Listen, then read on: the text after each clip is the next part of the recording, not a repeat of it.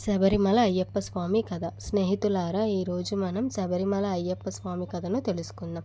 ప్రపంచ ప్రసిద్ధ పుణ్యక్షేత్రమైన శబరిమల ఆలయంలో పూజించబడే అయ్యప్ప స్వామి జీవితం ఎంతో గొప్పది, వినడానికి అద్భుతమైంది.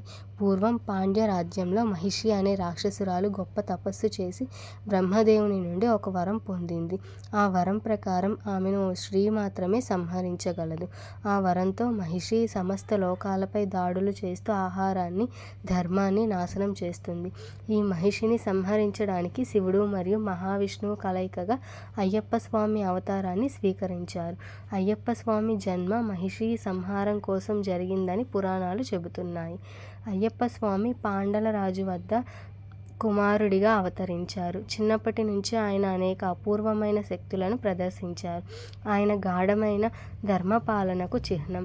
అయ్యప్ప స్వామి యవ్వనంలో మహిషిని సంహరించారు. అప్పుడు మహిషి తన నిజస్వరూపాన్ని వెల్లడించి అయ్యప్ప స్వామిని మహాదేవుడిగా ఆరాధించి అప్పటి నుంచి ఆయన శబరిమలలో తపస్సు చేస్తూ భక్తులను కాపాడుతూ ఉంటారు. శబరిమల యాత్ర ఒక తరహా ఆధ్యాత్మిక ప్రయాణం. అయ్యప్ప స్వామి భక్తులు 41 రోజులు దీక్ష పాటిస్తూ తనాన్ని శుభ్రంగా ఉంచుకుంటారు. స్వామియే శరణమయ్యప్ప అని నినాదిస్తూ కొండలు ఎక్కుతూ స్వామివారి దర్శనం చేసుకుంటారు. శబరిమల ఆలయం ప్రతి ఒక్కరికి ధార్మికమైన ప్రేరణను అందిస్తుంది. అయ్యప్ప స్వామి కృపతో భక్తులు దుఃఖాలను అధిగమించి శాంతిని పొందుతారు. ఈ విధంగా శబరిమల అయ్యప్ప స్వామి కథ విశ్వాసానికి, ధర్మం, సత్యం, శాంతి అనే విలువలను గుర్తు చేస్తుంది. స్వామియే శరణమయ్యప్ప.